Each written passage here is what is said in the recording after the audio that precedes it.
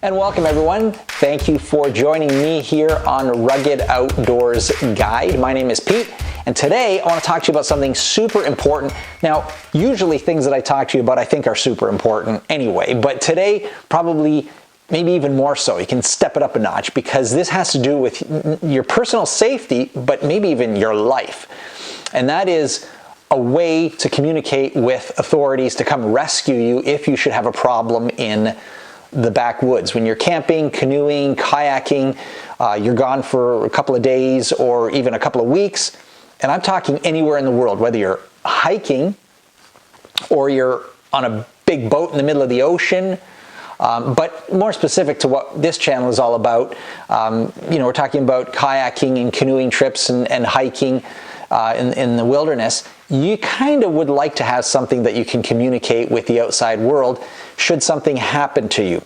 So in this whole world of communication with the outside world, there are really two main options that most people or take advantage of. One of them is a two-way satellite communicator, which, you know, it's kind of cool because you can, like a cell phone, you can actually, or not a cell phone, but a satellite phone, you can talk to people, two-way communication, or some of the products like a Spot is one example, or a Zoleo or a Garmin InReach. Those are examples of two-way communicators, and you can use them to text your loved ones back home and tell them exactly where you are on a lake at any given time or on the trail. Really kind of convenient. And in fact, with some of them, I know the Zoleo, you connect it with your cell phone, and then you can actually use cell phone features, like you can check the weather for tomorrow, see if you want to break camp or maybe stay an extra day with your tarp so you don't get caught in the rain. So there are some advantages for sure with two-way communicators. That's one option. The other option is something called a Personal Locator Beacon, and it's what I'm going to talk about today, and that is not two-way communication. It is one-way communication only.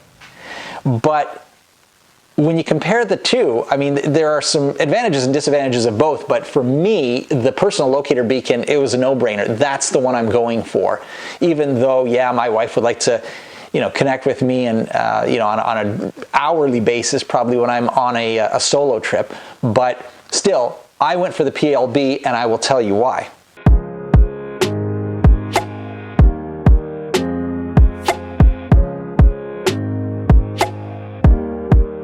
Okay, so if you have a two-way satellite communicator, I told you some of the advantages that you can, of course, communicate with people almost immediately, and you can get messages back and forth. The problem is that it costs money every single month. You have to have a subscription. That might not be a problem for some people. I don't know whether I'm cheap. I don't make a lot of money. So I just don't like the idea of keeping a subscription paid up when I'm not using it most of the time. I mean, I only need it for, 3 or 4 trips of, multi-day trips every summer out in the wilderness. I don't really need this all year long, and I don't think you can just get a subscription for like a month and that's it, or even a couple months. It's kind of something that you have to commit to for a little bit longer period of time, if not full-time all year long. So that's one of the things that I really don't like about it. The other thing I don't like about it is that two-way communicators do not have as strong a signal as Personal Locator Beacon, and they also don't have a homing beacon. All right, so that's an exclusive feature to a Personal Locator Beacon. So let's talk about that for a minute. So a PLB is really a scaled down version of something called, the acronym for it is EPIRB, which stands for Emergency Position Indicating Radio Beacon. And really I like that because it's a free service. All you really have to do is register when you get the unit. There's no monthly fees. You just literally send in a piece of paper that comes, like it's a registration form that comes in the package, or you can do it online. So it's really easy, and that's it. You're ready to go with it. A PLB sends out an emergency signal to rescue teams, and a two-way satellite communicator sends a emergency message. So They're similar, but not identical. Now, this video is not all about getting technical. I mean, there are some videos online that go on for about 45 minutes and they talk about, you know, the particular satellites that your PLB is going to connect with, a Geostar and a Leostar, and the initial signal is, you know, 406 megahertz, but then there's another secondary signal. You know, most people don't really care about that. I don't really care about that. All I want to do is send out a signal that I know that somebody's going to find me. And the reason I like a PLB is that unlike a two-way satellite messenger, a personal locator beacon sends out an initial message to the either a Coast Guard or some sort of rescue team authority. But as that presumably helicopter team comes close to you, most of them just have a device that kind of just has an arrow that points into the direction of the beacon. And then at that point, they just kind of stick their heads out the window and they can look for you. And of course, if it's dark, it's hard to find. But that's why these personal locator beacons have a strobe on them, which is something that I like about a personal locator beacon. And it has more of a homing signal, which a satellite communicator doesn't have either. So it will bring a team much closer to you if you're actually in distress. There's an indicator on their end, there's the arrow pointing to you, and you've got this really, really bright strobe. The only thing with a personal locator beacon is that once you press the button to get rescued, it sets everything in motion. You can't really go back, which you kind of can do if you're, either on a satellite phone or you're texting back and forth with a two-way messenger. You can kind of say, oh yeah, you know what, my leg healed, I'm good now. I don't know if you'd ever do that, but anyway, just something to keep in mind. You press the red button and it's go time.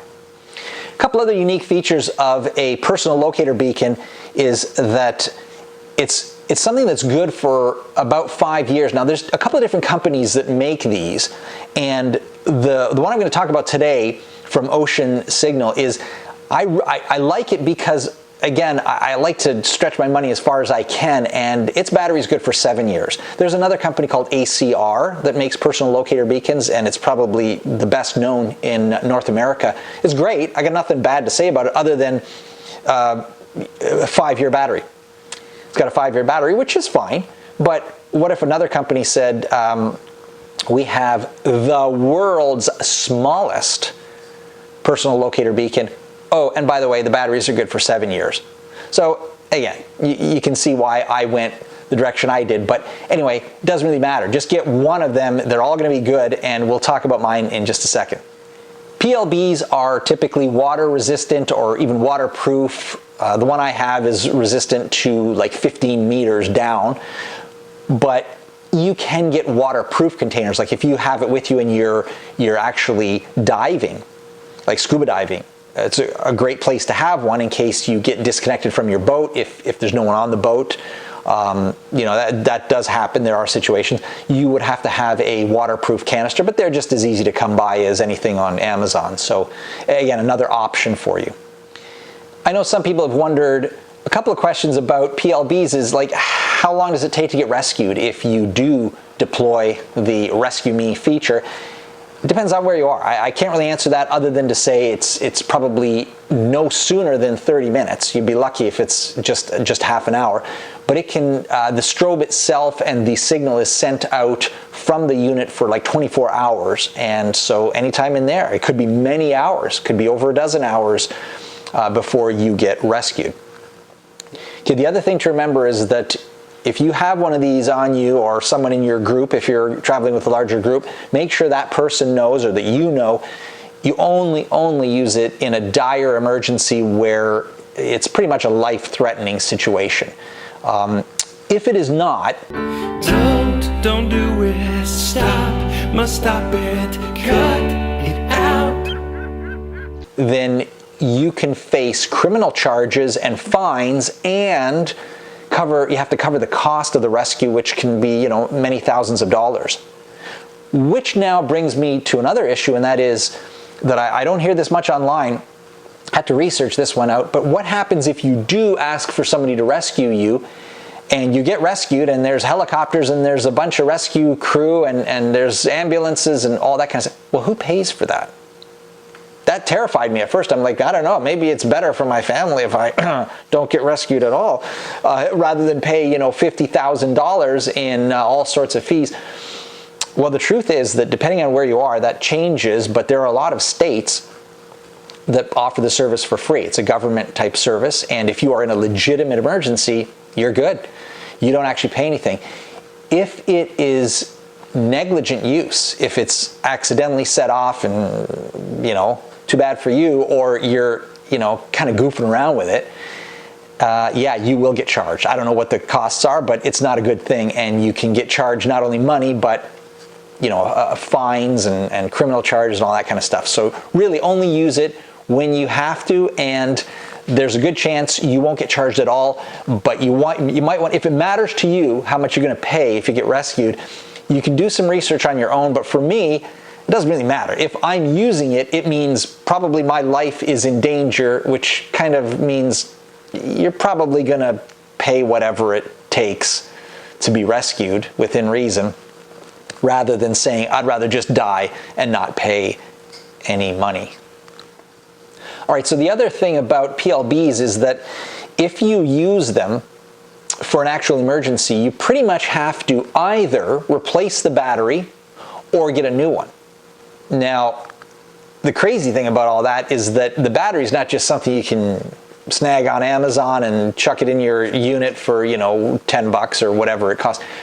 No, it actually costs pretty close to the cost of the entire unit, and you have to send it away to an authorized dealer of the brand that you have, and it's kind of a big deal. And so a lot of people just get a new unit. It's almost the same price, maybe a little bit more to get a new unit, but it's easier, and it arrives within like a day and a half from Amazon. So that's the option for a lot of people. All right, so now what we're going to do is a quick unboxing. I have already unboxed it. I haven't used it, but I'm just going to kind of, re-unbox it just to show you how it comes and what it looks like. And we'll talk about a few of the features, and I'll explain why I really like this unit as opposed to some others that are on the market. And yeah, you can kind of get a feel for what it looks like and the size of it and all that. All right, so here is the box for the Ocean Signal Rescue Me PLB1. There are other models within the Ocean Signal line. PLB1 is, I would say, it's kind of an entry level, but it's more than adequate, I think, for most wilderness canoeists and kayakers and such, so I kind of went for it. I didn't want to spend any more money than I needed to. The one thing I think is really cool is that right here it says manufactured in the UK. Really? Like, it's not made in China? Oh, maybe I shouldn't have said that. I'll probably get banned from YouTube. But anyway, it's nice to see that it's made in the UK, and I'm expecting some quality here. So let's see what we have here. There's a sleeve over this box. And by the way, what I'm doing right here, taking the sleeve off, that is kind of a common thing for these PLBs, even the different companies like ACR, for example, I mentioned earlier. It also comes in a box very similar to this with a sleeve just like that, and it opens the same way. But it's not the same company. So open it up, and comes with a manual that tells you a bunch of stuff that you need to know, how to test it and all that kind of stuff. This is a registration form. I didn't use this particular one. I just went online, but either way, easy to do. So, all right, so what do we have inside here? Well, there's the unit itself, and one of the things that just blew me away is the size of this. Like, I mean, it's here is a small iPhone, right? So this satellite PLB is really tiny. Like, you can almost hide it in my, there you go. Which hand is it in? So it really is tiny. I love that. Also in the box comes with a couple of different things here. There's a clip right here and connector thingy madoohickey. It's stretchy rubber. I'll show you how that works in a second. And then there is a lanyard.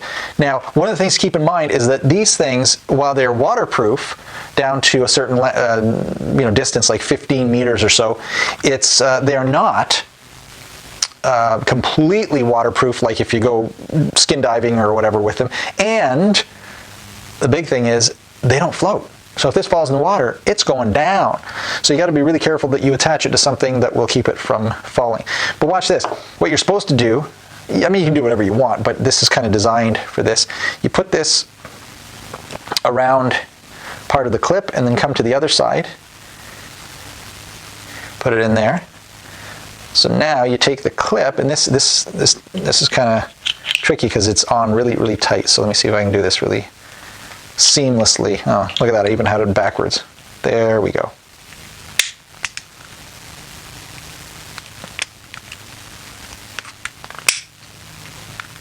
Okay, it really clicks in there, and as you can see, it's kind of, this, I don't know what you want to call it, a brace or a collar back here, and you can put this around, well, just about anything you want that can go through here. It can attach to your life jacket pretty easily on that thingamadoohickey on your chest, that square thing. I don't even know what you call it, doesn't matter.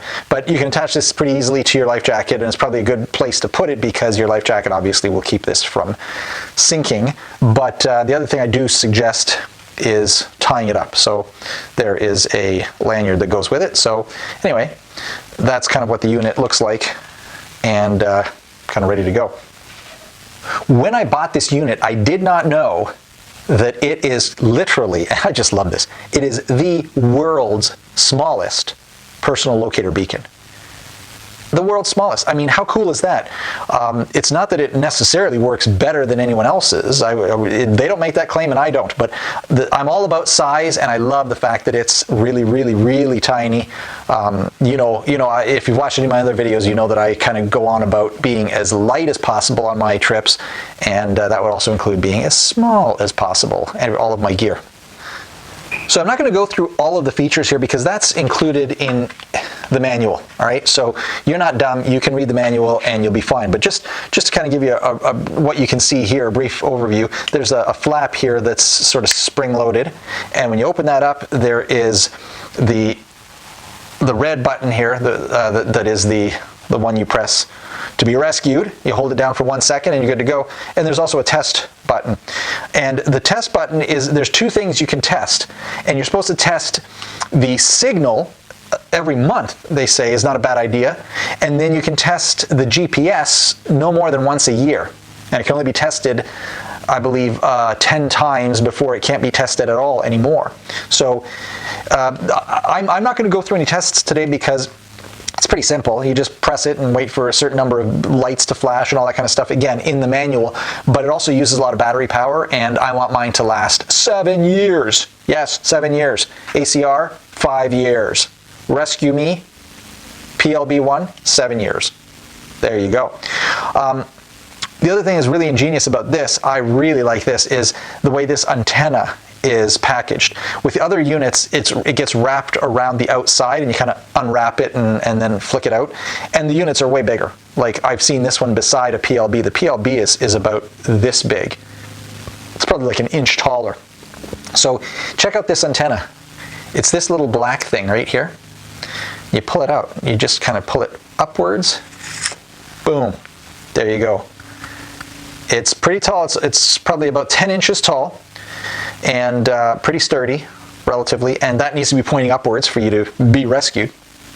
And then now, if I needed rescuing, I would just pull this open and hold that red button for about a second, and that's it. That shuts, and this has to basically sit like this. So if you've got this thing on, you might either want to take it off or just kind of sit it somewhere on the sand or between some rocks so that this antenna is pointing upwards and nothing is covering. There's a little patch right here, right under my finger now. Oh wait, you can't even see that. Right under my finger now is a little area that they say make sure that's clear when it's sending the signal. So you just kind of right in there. And that's pretty much it. And then the way to bring this antenna back is you got to wind it like this. There's a knob, and it's really spring loaded, so you really got to put some effort into it. But you shouldn't be doing this more than a couple times in its entire lifetime if you're going to test. So there you go, nice and simple. All right, guys, that's all I have for you today. I do appreciate you checking out my channel and maybe getting a little bit of a primer on what personal locator beacons are. And you know, I really do think that it's something to consider if you don't have one, or a two-way communicator, whatever. Anything is good. Just get something so that you don't run into some real issues when you need some help. All right, guys, and until the next time you see me, or I see you, I wish I could see you guys, get out there, enjoy God's creation, and keep on looking up.